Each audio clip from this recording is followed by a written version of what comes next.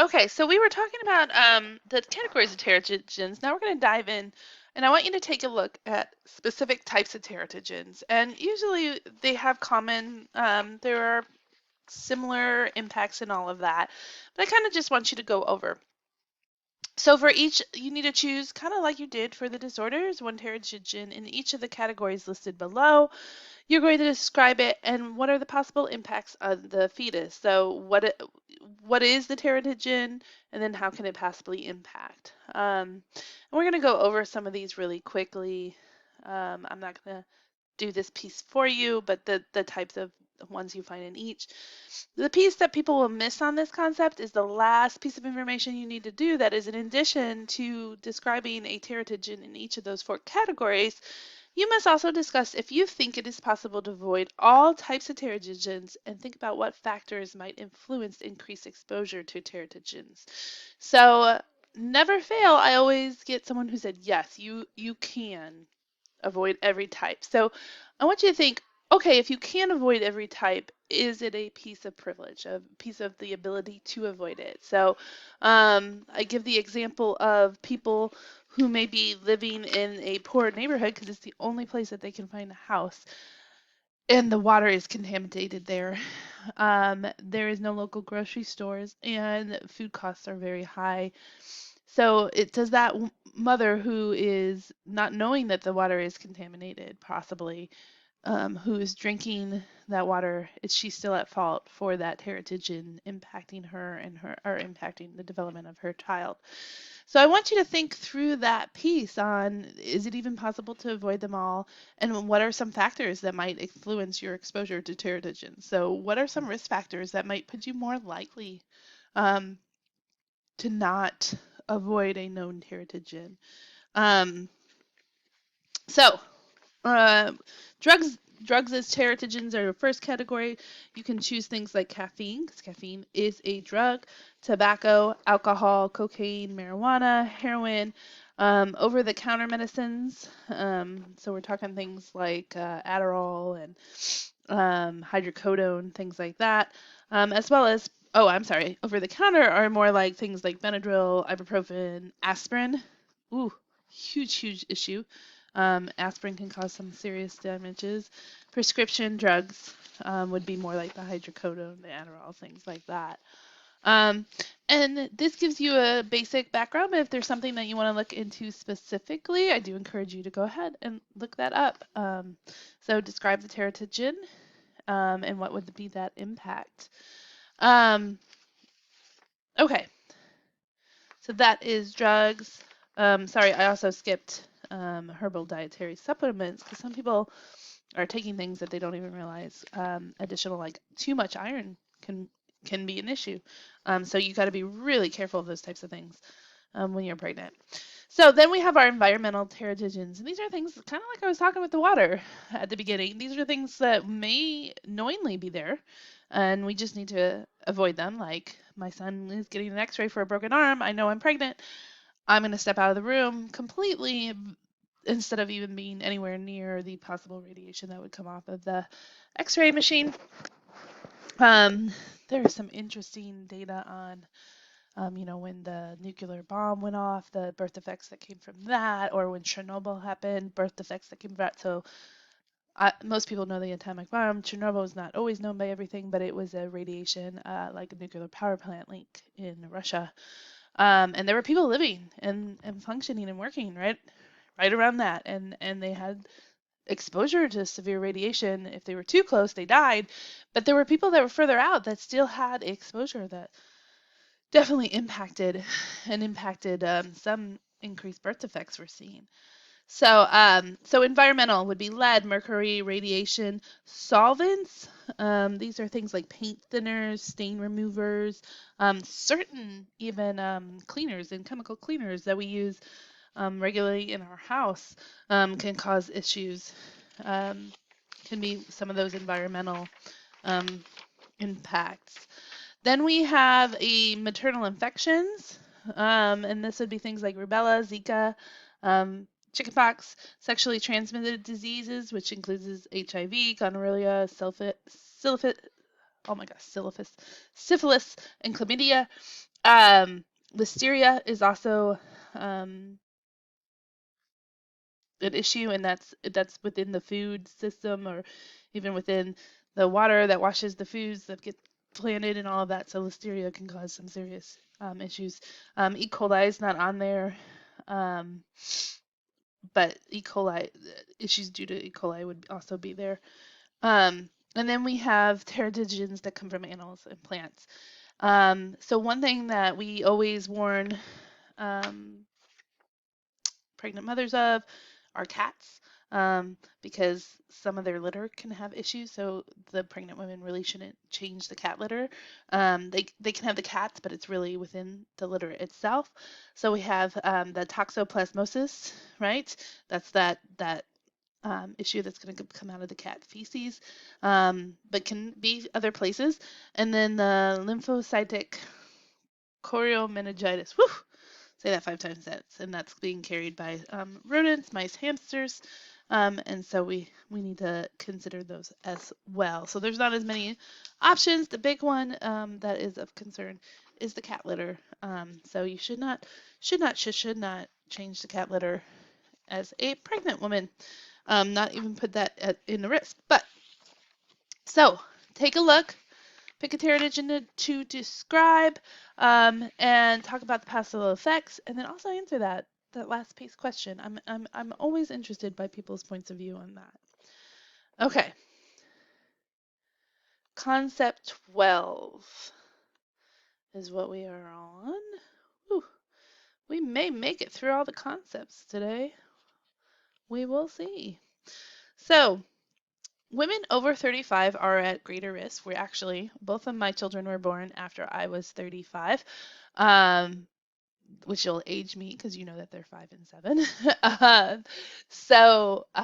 Both of my children were born after the age of 35, and all mothers over 35 typically are listed as at risk, even if they are in good health and all of that, just because they're, like everything else, your eggs and your body is aging, and may not be as apt to handle some of the aspects of pregnancy.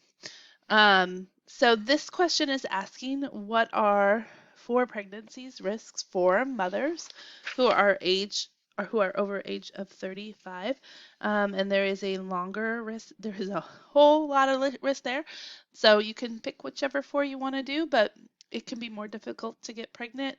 You can have high blood pressure.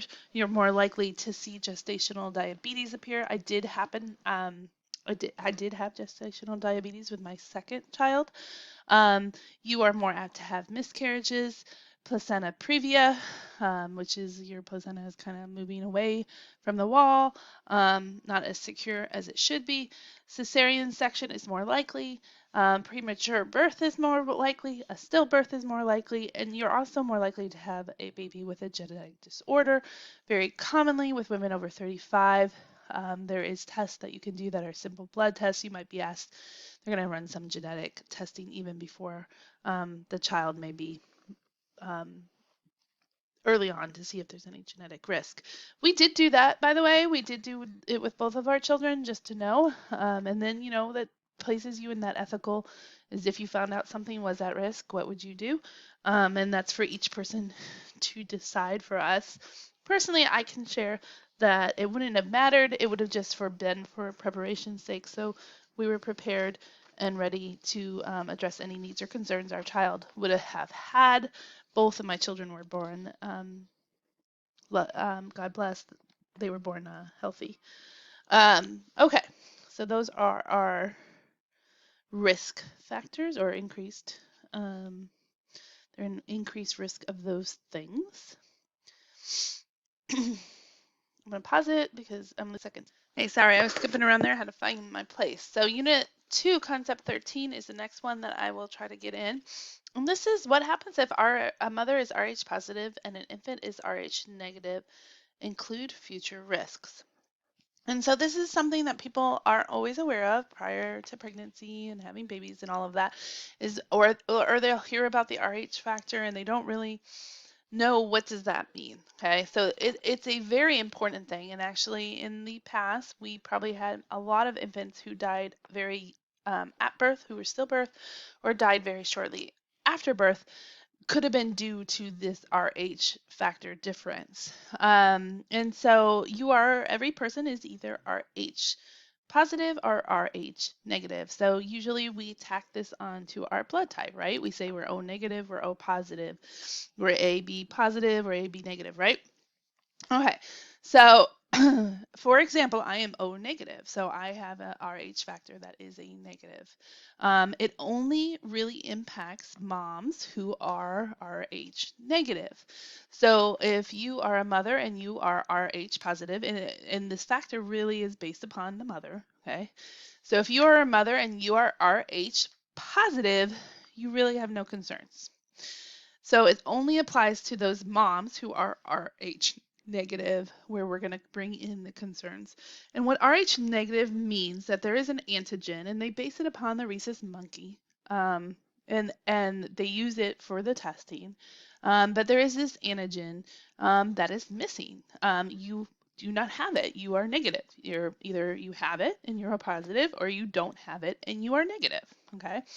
And so, if the mother does not have it, for example, I do not have it, and I have a husband or a partner who is positive, which I do, so my husband is A positive, I am O negative, okay, then that is when the RH factor comes into play for pregnancy as being an issue. Now, if he had been negative, it wouldn't matter because negative is recessive, positive is dominant, okay? And if the mom's positive, it doesn't matter because she's the dominant one, and it's gonna always the baby's always gonna have that positive. It's only moms who are negative.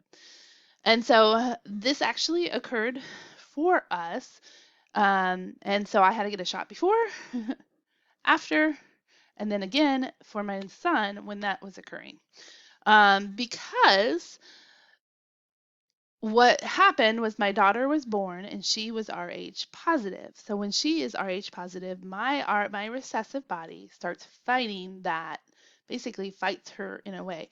It doesn't occur typically until after the first child. And so the first child, you build up the antibodies against that Rh positive. And then when you have your second child or third and they're positive, then those antibodies would attack the fetus.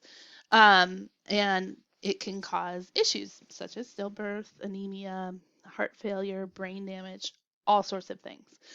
And so they now have a way, and it's the shot, that keeps your body from either attacking or forming those antibodies.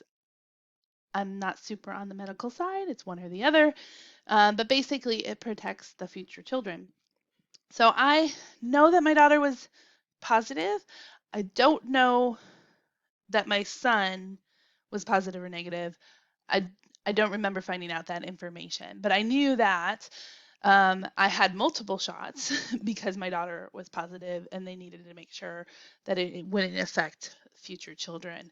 My guess is because they didn't give me the multiple shots with my son, and at that time they didn't know that we weren't planning on having additional children, that he may be negative. And so just realize you can have two positive people, just like you can have, two um, brown-eyed people have blue-eyed babies. You can have two positive people have a negative child because once again it's recessive. So if they're positive positive, then it can't happen.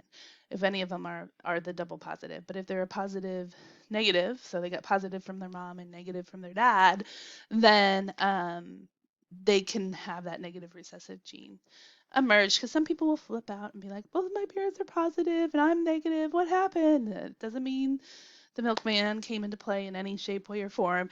It just means that they both had a recessive negative gene. Um, and so that is RH factor. It's very critical because it can have severe damage. And so knowing your blood type and your partner's blood type is important. And they will always assume um, they will, if you are a mom who is Rh negative, they will give you the shot regardless of if your partner's blood type, because they're not going to make any assumptions. Um, or any risk that RH is going to come into play. So, okay, I will see you in the next video.